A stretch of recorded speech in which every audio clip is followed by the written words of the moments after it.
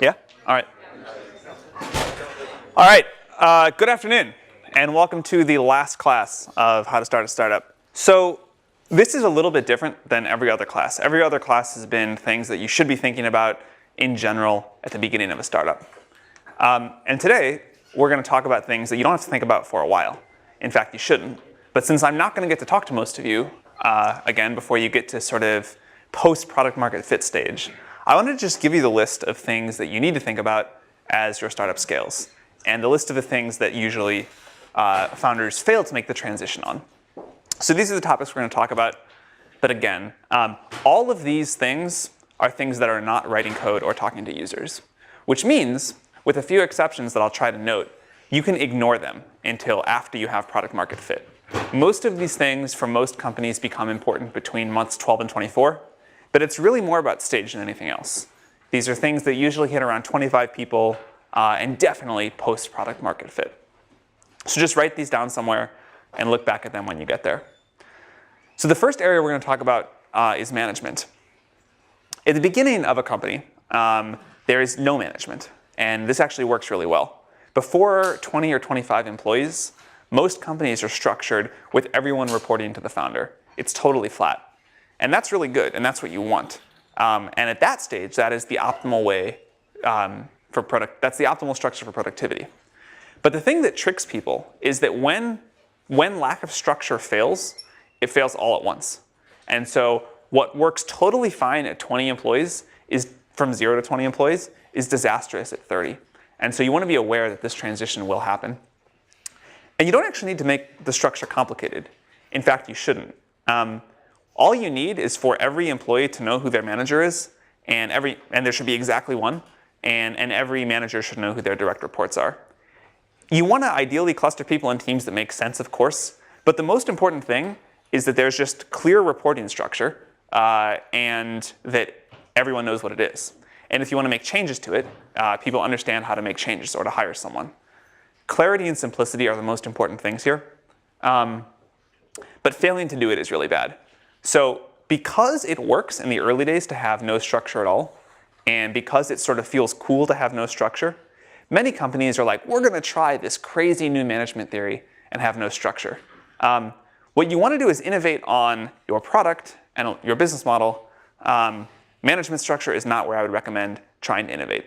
So don't make the mistake of having nothing, but don't make the other mistake of having something super complicated. A lot of people fall into this trap where they think it's like, people feel cool if they're someone's manager, and if they're just an employee, they don't feel cool. So people come up with these convoluted, circular, matrices, management structures where you report to this person for this thing, and this person for that thing, and this person for that thing, but actually this person reports to you for this thing. That's a mistake too. So don't try to innovate here. This is the first instance of an important shift in companies, or in the founder's job. Before product market fit, your only job that matters is to build a great product, or your number one job is to build a great product. As the company grows, and at about this 25 or so employee size, your main job shifts from building a great product to building a great company. And it stays there for the rest of your time. And this is probably the biggest shift in being a founder that ever happens.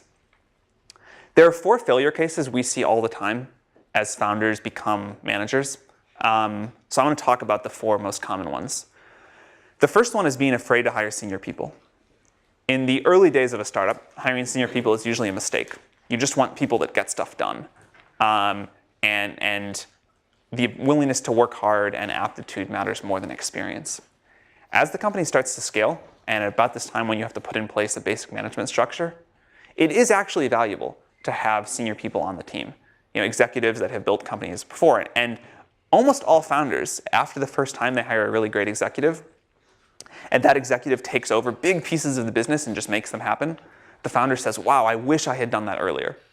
But everybody makes this mistake, and it waits too long to do this. So don't be afraid to hire senior executives. The second mistake is hero mode. So I will use the example of, say, someone that runs the customer service team. Someone runs the customer service team. They want to lead by example. This starts from a good place. It's the extreme of leading by example. It's saying, you know what? I want my team to work really hard. rather than tell them to work hard, I'm going to set an example, and I'm going to work 18 hours a day. And I'm going to show people how to get a lot of tickets done. But then the company starts growing. Also, they have the normal discomfort of assigning a lot of work to other people. So the company starts growing, and the ticket volume keeps going up. And now they have to do like 19 hours a day and then 20 hours a day, and it's just obviously not working. But they won't stop and hire people because they're like, if I stop even for one day, we're going to get behind on tickets. The only way to get out of hero mode in this case is to say, you know what? We're going to get behind on tickets for 2 or 3 weeks because I'm going to go off and I'm going to hire 3 more support team members. And I've calculated based off of our growth rate that this is going to last this long. And next time, I'm not going to make the same mistake. I'll get ahead of it and hire again. But you actually have to make a trade-off. You actually have to say, you know what? I need to hire more people, and we're going to get behind on other stuff. That is the right answer. The wrong answer is to stay in hero mode until you burn out, which is what most people do. Third mistake, bad delegation. Most founders have not managed people before, and they certainly haven't managed managers. And so the way that the bad way you delegate is you say, hey, employee, we need to do this big thing. You go off and research it. Come back to me with all the data and the trade-offs. I'll make a decision and tell it to you, and then you'll go off and implement it. That's how most founders delegate. And that does not make people feel good, and it certainly doesn't scale. A subtle difference, but really important, is to say, hey, you're really smart. That's why I hired you. You go off. Here are the things to think about. Here's what I think. But you make this decision. I totally trust you. And let me know what you decide. That's the delegation that actually works. Because Steve Jobs was able to get away with the former and make every decision himself, and people just put up with it, and every founder thinks they're the next Steve Jobs. A lot of people try this, but for 99.9% of people, the second method here works a lot better. And then the fourth area is just a personal organization one. When you are working on product, you don't actually need to be that organized in terms of how you run the company and how you talk to people about what they're working on. But if you fail to get your own personal organization system right, where you can keep track in some way of what you need to do and what everybody else is doing and what you need to follow up with them on, that will come back to bite you. So developing this early as the company begins to scale is really important. 2 other things that we hear again and again from our founders they wish they had done earlier. And that is simply writing down how you do things and why you do things.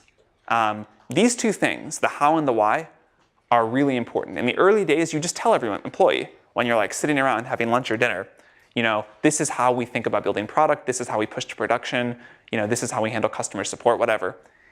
As you get bigger, you can't keep doing that. And if you don't do it, someone else is just going to say it. But if you write it down and put it up on a wiki or whatever that every employee reads, you as the founder get to basically write the law. And if you write this down, it will become law in the company. And if you make everyone read this, as the company hires 100 and then 1,000 employees, people will read this and say, all right, that's how we do things.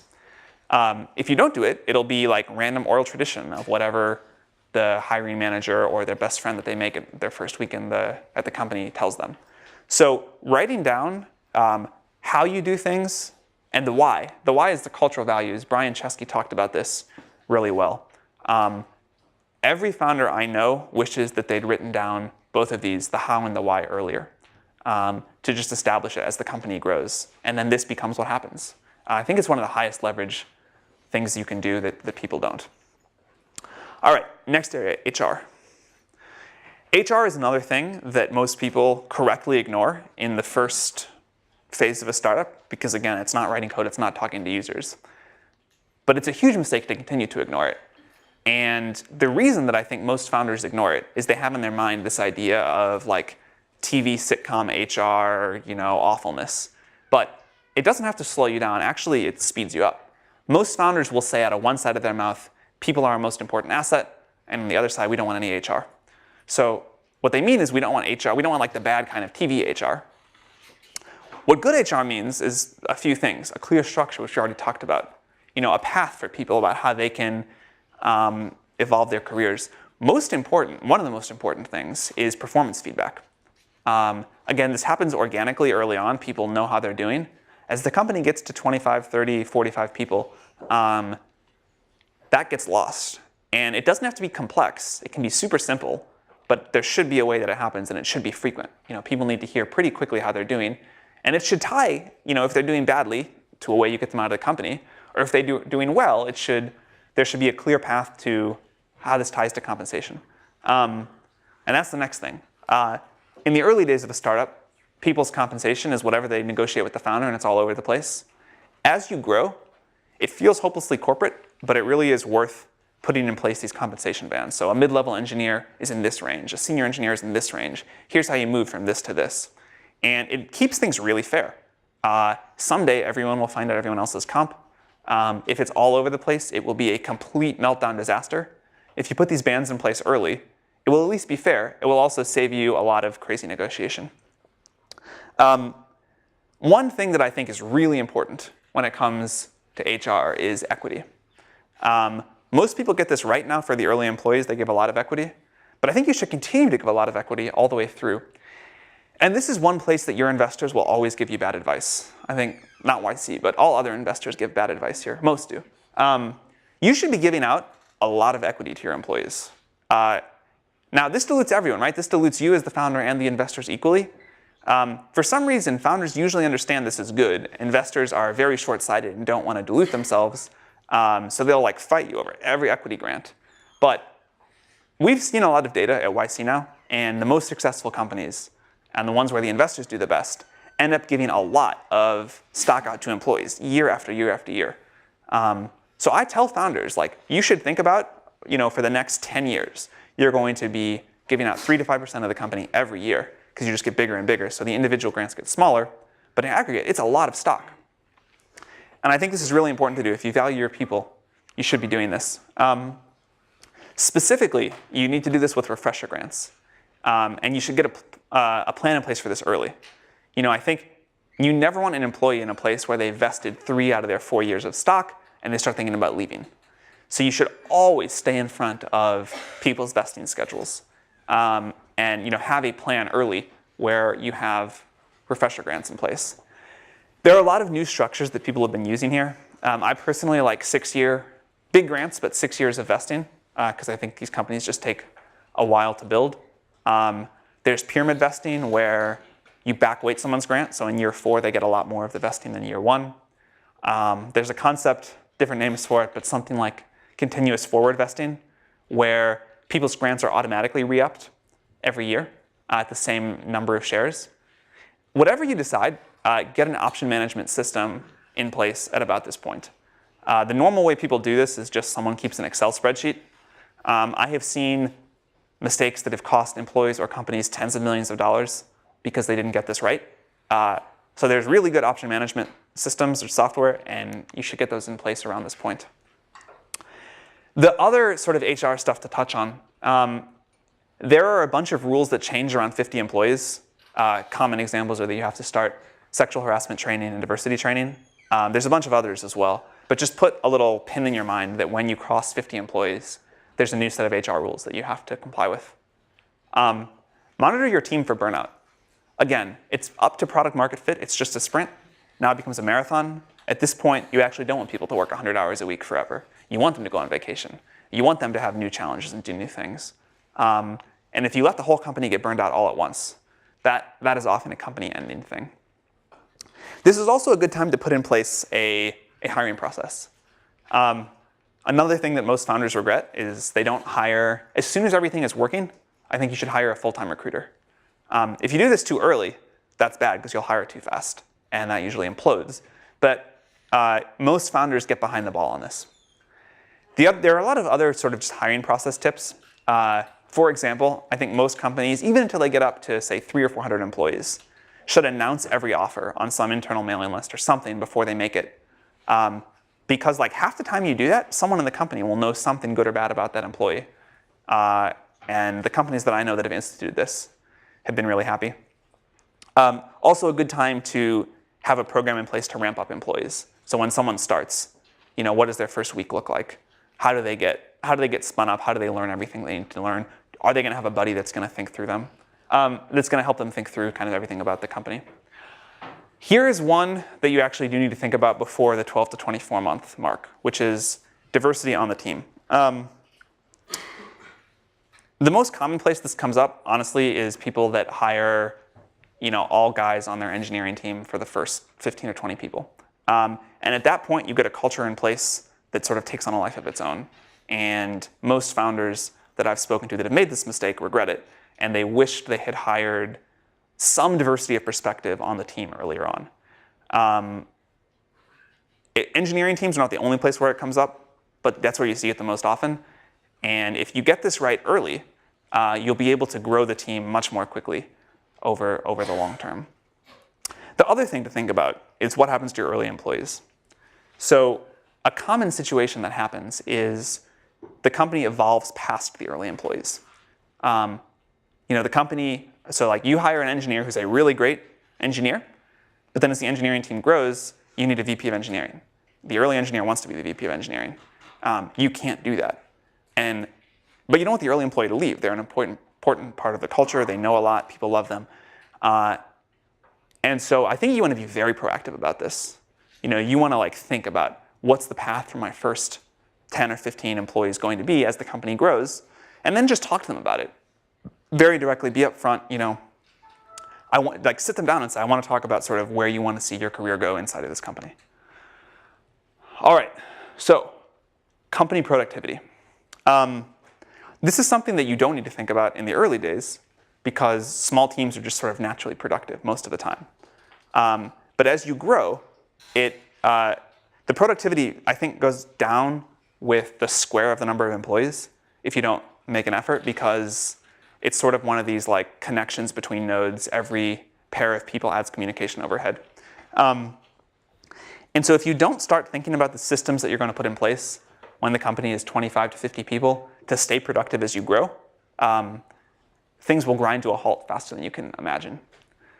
The single word that matters most, I think, to keep the company productive as it grows is alignment. The reason companies become unproductive is people are either not on the same page and don't know what the same priorities are, or they're actively working against each other, which is obviously worse. But if you can keep the entire company aligned in the same direction, you'll have won well over half of the battle. And the way to start with this is just a very clear roadmap and goals. Everyone in the company should know what the roadmap for the next 3 or 6 months or a year, depending on where the company is in its life cycle, looks like. A classic test that I love to give is if I walk into a company beginning to struggle with these scaling issues, I'll ask the founders, if I walked around and pulled 10 random employees and asked them what the top 3 goals for the company are right now, would they all say the same thing? And 100% of the time, the founder says, yes, of course they would. And then I go do it, and 100% of the time, no 2 employees even say the same top 3 goals in order. And the founders can never believe it, because they're like, well, I announced it in all hands 3 months ago what our goals were going to be, and how can they not remember? But it's really important to keep reiterating the message about the roadmap and the goals. And almost no founder does this enough. And if you do it, the company will say, all right, these are our goals, we understand them, we're going to get them done. And it'll self-organize around that. But if people don't know what the roadmap or the goals are, it won't happen.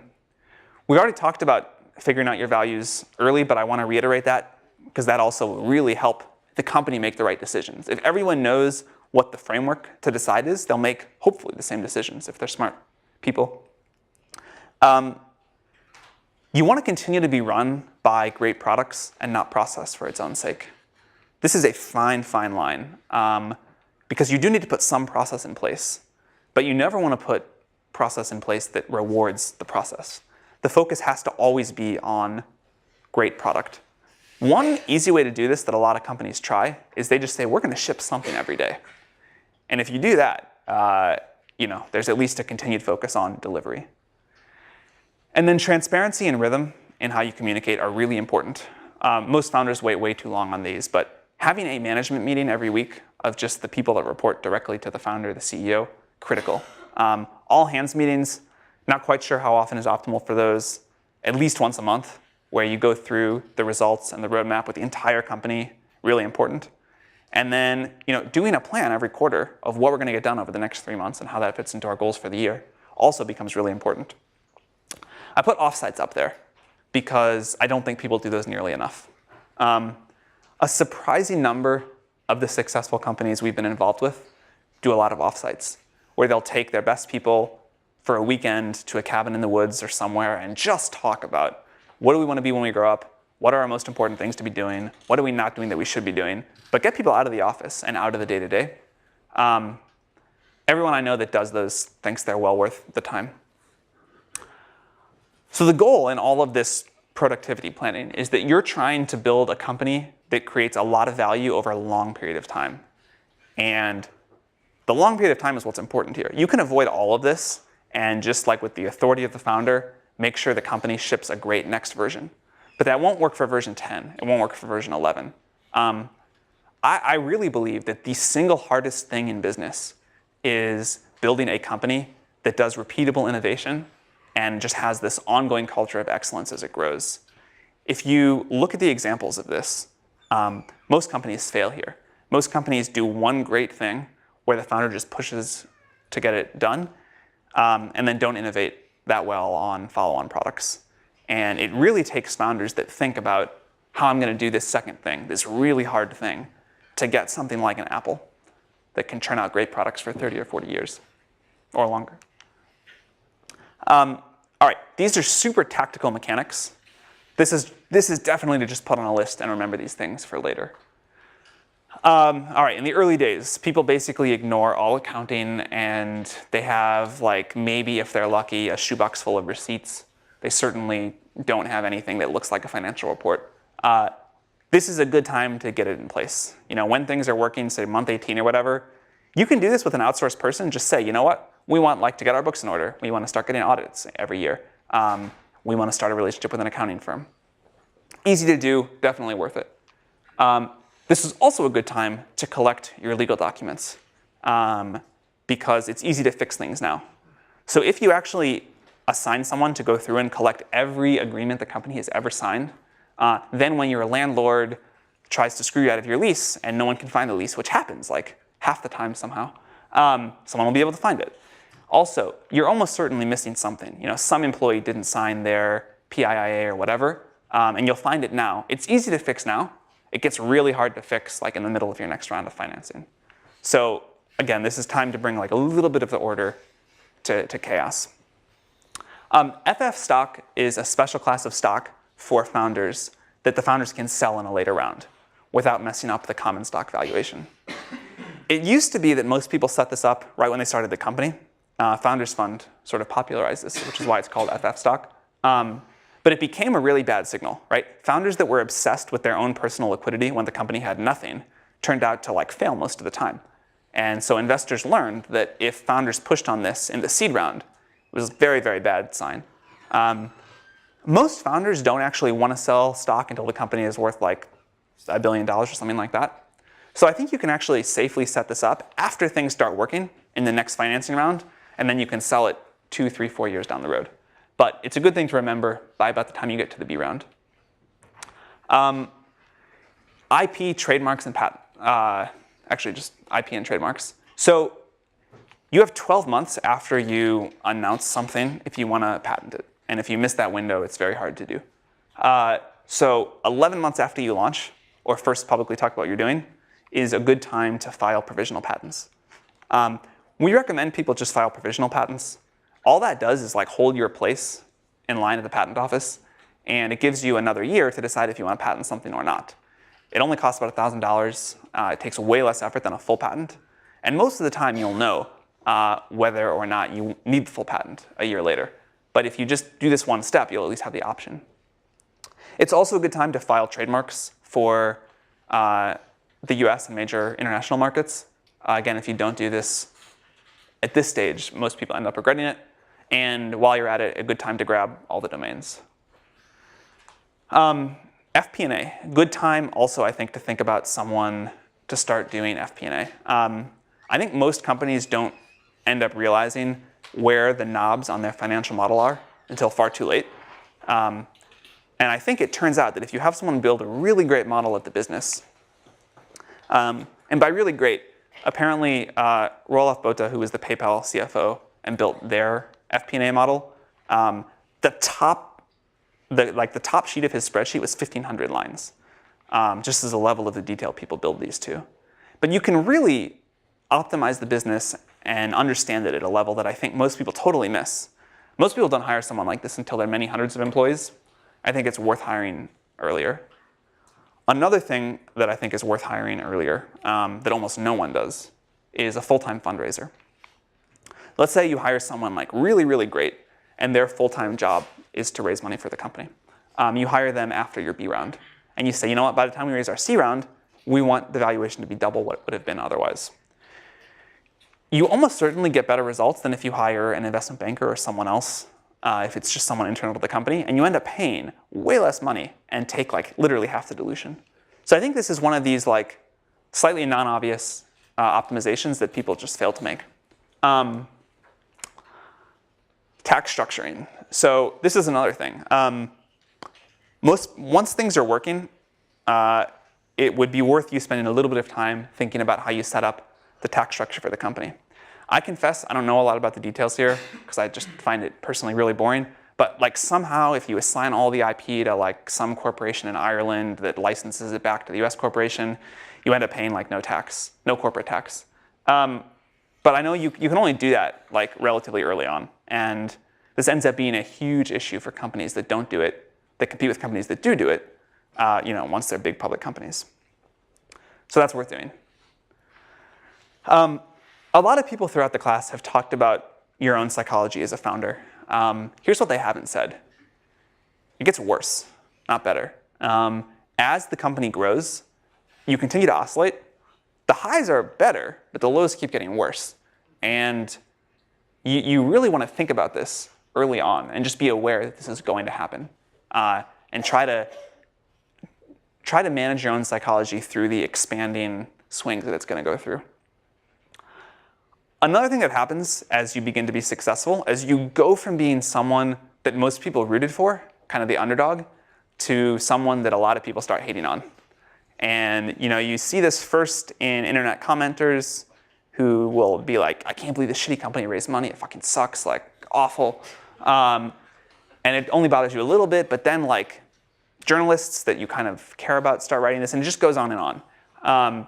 This also will go on and on as you get more and more successful, and you just have to make peace with this early. But if you don't, it will bother you all the way through. This is also a good time to start thinking about how long of a journey this is going to be. Very few founders think long term.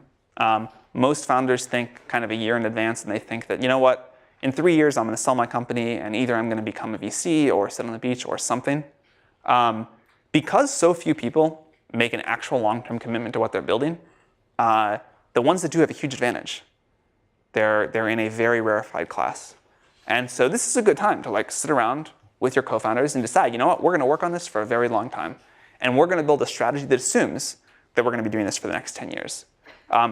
Just thinking that way alone, I think is probably a very high leverage thing you can do for success. Take vacation.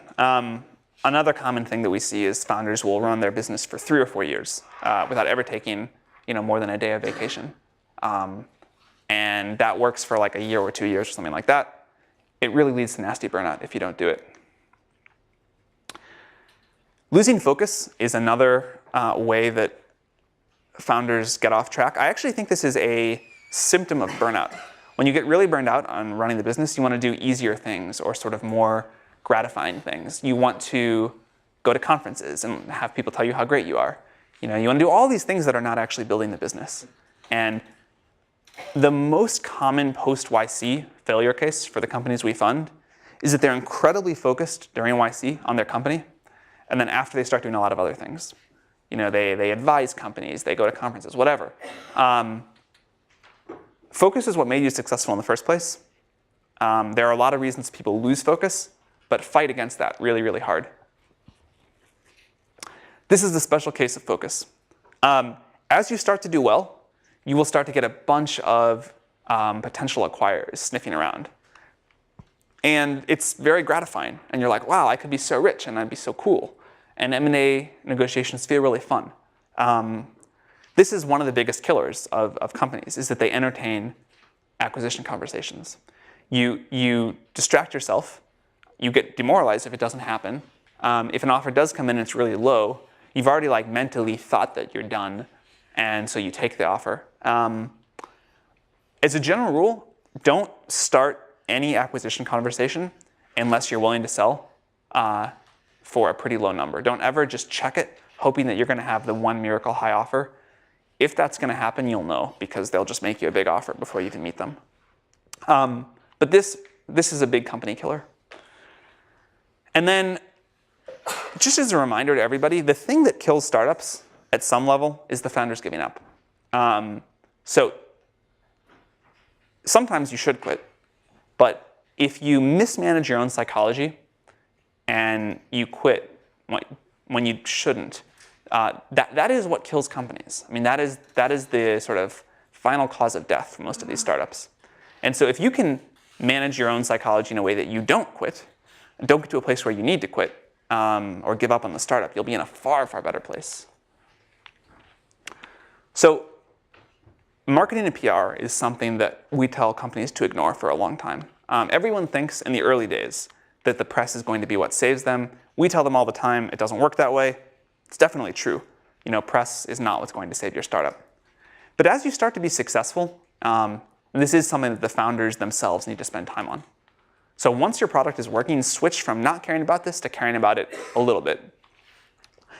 And the two most important things for the founders to do, figure out the key messaging yourselves. Never outsource this to your head of marketing or PR firm.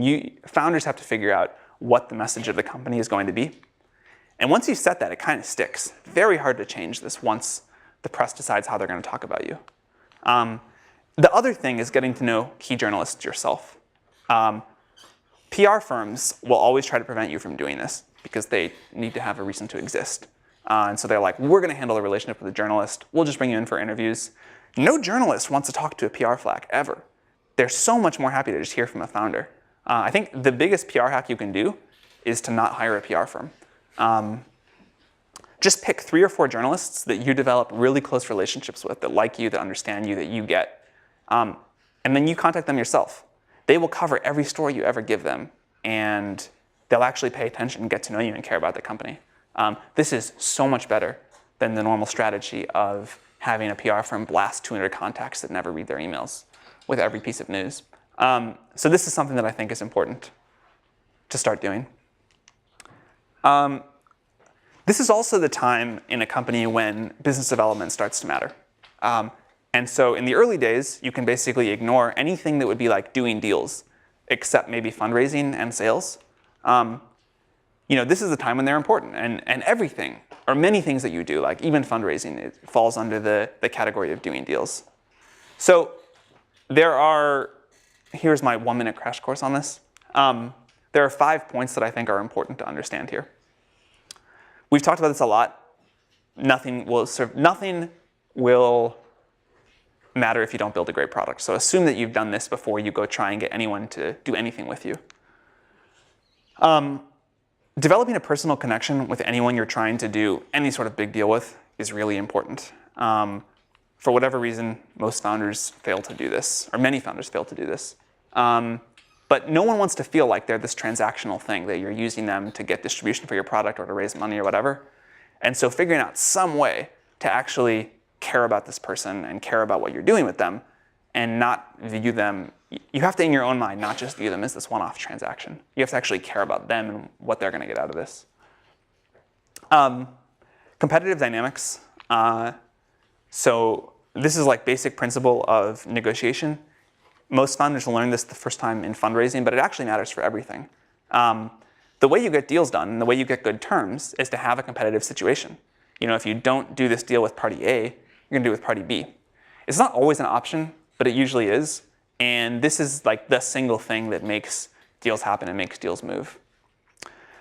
Tyler talked about persistence at the last lecture, so I won't hit on that again too much, other than to say you have to go beyond your comfort point here most of the time as a founder. And then the 5th point is you have to ask for what you want. This is another thing. I still have trouble with this, and certainly most of the founders we do have. If you want something in a deal, just ask for it. Most of the time, you won't get laughed out of the room, and you might get it. But you have to be like, at some point, you actually have to say, this is what I would like you to do, even if it feels aggressive or an overreach or whatever.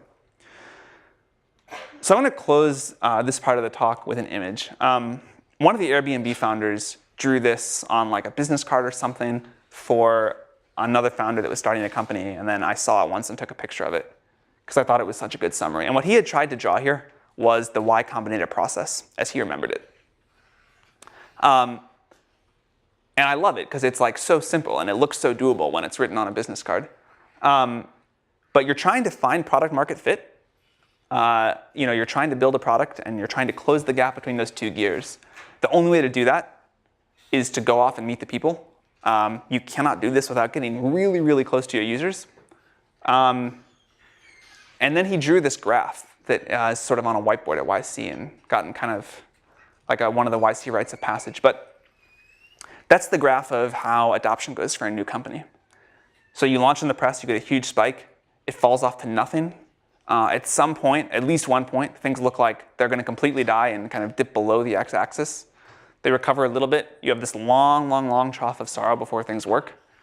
In Airbnb's case, it was 1,000 days before the graph started ticking upward. You have these wiggles of false hope, and then finally, things start to grow 3 years later.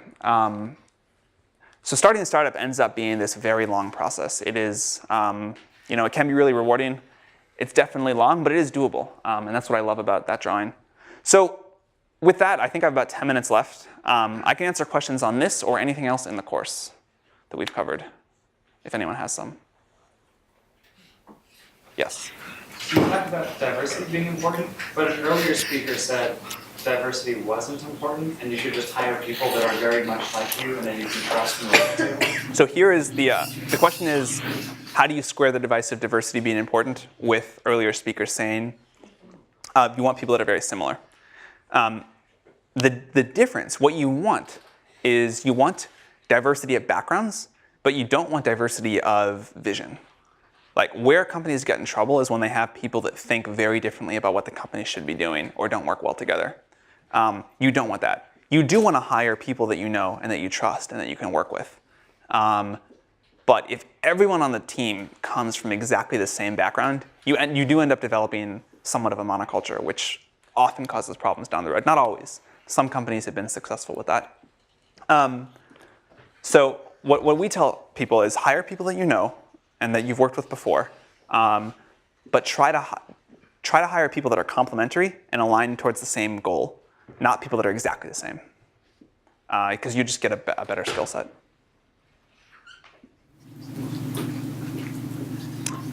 Yeah. So what are some examples of ways to think about productivity tracking on a personal level, especially when you're running companies? Like how do you do that on a personal level and also on a management level? How to keep track productivity systems. So the one I use, which I actually think works really well, is I keep one piece of paper with my goals for sort of a 3 to 12 month time frame, and I look at that every day. And then separately, I keep one page for every day of my short-term goals for that day. And so if I need to do something in like a week, I just flip forward 7 pages and write it down. And then I also keep a list of every person and what they're working on and what I need to tell them and what I need to talk to them about, what we talked about last time. So every time I sit down with someone, I kind of have the full state and a list of things for that person. That works really well. Yes? So we've talked a lot about startups growing, but most startups fail. Yeah. Any advice for kind of how to fail gracefully? Yeah, great question. We should have covered it. How to fail gracefully. So most startups fail, and Silicon Valley almost goes too far in how much it loves failure. Failure still sucks. You should still try not to fail. And this whole thing of failure is great, I don't agree with. But it will happen to most people most of the time. And it's a very forgiving environment. As long as you are upfront about it and ethical and don't let anyone get into a bad situation. So if you're failing, first of all, you should tell your investors. And second of all, you should not totally run out of money. What you don't want is a blow up with a bunch of debts that the company owe and everyone showing up to work one day and the door being locked. You'll know when you're failing. You'll know when the company things just aren't going to work. And you should just tell your investors, hey, sorry, this isn't going to work. No one will be surprised. I expect to lose I'm willing to lose my money. on every investment I ever make. I know that happens most of the time, and the winners pay for it, still with a factor of 100, so it's okay. People will be very understanding and supportive, but you want to tell people early. You don't want to surprise them, and you don't want to let your employees get shocked one day when they don't have a job. You want to shut the company down in a graceful way, help them find jobs, make sure you give them 2 or 4 weeks of severance payment so that they're not suffering a cash flow problem. All of this stuff is pretty important. Yes? How many immigrant founders have you seen in Y Combinator? How many immigrant founders have we seen in Y Combinator? In the last batch, I think it probably went up for this next batch. In the last batch, 41% of the founders we funded were born outside the US from 30 different countries. So it's, a pretty big percentage. And apart from the Silicon Valley, what do you think are other good places to start a startup? Apart from the Valley, where do I think are other good places to start a startup? Well, I still think the Valley is the best by a very significant margin, but I think it's finally maybe beginning to weaken a little bit because the costs have just gotten so out of control. To be clear, if I was going to start a company, I still wouldn't think about it. I would still pick Silicon Valley. And I think if you look at the data of companies over the last few years, Valley still wins by a lot. But Seattle, LA, lots of places outside the US, I think all of these make sense. Like what places outside the US? I hesitate to make recommendations there because I haven't spent enough time in the cities to really have an intuitive feel. But you know as well as I do the common ones people talk about, startup hubs, and I can't make a personal recommendation there. So when do the founders should start to think about hiring a professional CEO or like senior guys? When should the founders think about hiring a professional CEO? Never. If you look at the most successful companies in tech, they are run by their founders for a very long time, sometimes forever. And sometimes they even hire a professional CEO and then realize that that is not going to build a great company. And so Larry Page came back to be CEO again. I think if you don't want to be the long-term CEO of a company, you probably shouldn't start one. I'm not totally sure about that. I think there are exceptions. But generally, that the transition I talked about today of you go from building a great product to building a great company, being a founder, for 9 of the 10 years is going to be about building that great company. And if you're not excited about doing that, I think you should think hard about it. Yes? What are some of the most common and most alarming warning signs you should be looking for when you're trying to make this shift from building a great product to building a great company? What are the most common mistakes to make when you're shifting towards building a great company? I think I went through most of them here. I tried to put everything in here that I see people mess up most of the time. Yes? Is there a way to get involved in the YCOM community before getting accepted? Is there a way to get involved with YC before getting funded? No, and intentionally not. Actually, I'll say, the one thing you can do is if you work at a YC company and then later apply, I think that probably not probably, that definitely, if you get a good recommendation from those founders, will help with YC. So, working at a YC company helps. But there's not much you can do to help, and that's intentional. There is no pre-startup in the way that there's pre-med. You should just focus on whatever you're doing. And then when you start a startup, there are things like YC and others that are structured to help you. Most of the founders we fund, we don't know at all before we do it. You really don't need to get to know us or get involved. We're all good that way. Yes? There's a statistic you're saying it's now harder to get into Y Combinator than get into Harvard. So I'm curious, the criteria that you use to pick up startups, does it change over time? The question is, what criteria do we use to pick startups, and has it gotten harder? Has it changed? The two things that we need to see are good founders and a good idea. And without both of those, we won't fund a company. But that hasn't changed. That has always been the case. The applicant pool to YC has grown quite a bit, but a lot of the growth is people that shouldn't be starting startups anyway, probably, that are just doing it because it's sort of the cool thing now. So if you're really passionate about an idea and the idea is good and you're smart and you get things done and you're executing, I still think you have a very reasonable shot at YC, even though the headline number is bigger. Yes? There's a certain market that you're really excited about but don't necessarily know a lot about yet. Is there a certain path that you recommend or ways to? Sure. If there's a market that you're excited about but don't know a lot about yet, what should you do? Two schools of thought on this. One is to just jump right in, learn it as you go. That's worked a lot of times. The other is to go work at a company in the space or do something in the market for a year or 2 years. I lean slightly towards the second, but as long as you're willing to really learn and really study and really get uncomfortably close to your users, either case will work. And I don't even think it's that much of a disadvantage. I think all things being equal, I would go spend a couple of years learning about it in detail, but I don't think you have to. Yes? Yeah, I have a question related to YC Sure. too. Yeah, so I think YC did a fantastic job in promoting entrepreneurship in Silicon Valley. In fact, as an institutional investor, actually I invested 3 of the YC in the past few years. But however, right now it seems like you guys have 180 companies a year dumping into the market, and it looks like it's hard to follow each of the YC company anymore. Do you think this will create some, some people will walk away from YC because they cannot follow such a large batch of companies? And usually, in the old days, the company has to be very polished, and the fund has to be think over and over about the idea, and develop tons of VC in some row, and then they got funded. But right now, it seems like the young founders, it's easy to access the capital. All right, so I think the question is, do I think investors are going to fund less YC companies as we grow? No, definitely not. Like, certainly the trend in this is the other way. We have more and more investors saying that, half their portfolio is now YC companies, and they look forward to the day where it's 3/4. No, I don't think that's a problem at all. I think that is so not on my top 100 problem list. The opposite of that, maybe. All right, one more question. Yes? When should a group of founders raise a seed fund? Or the first money? When should a group of founders raise some seed money? This is a great question. I think that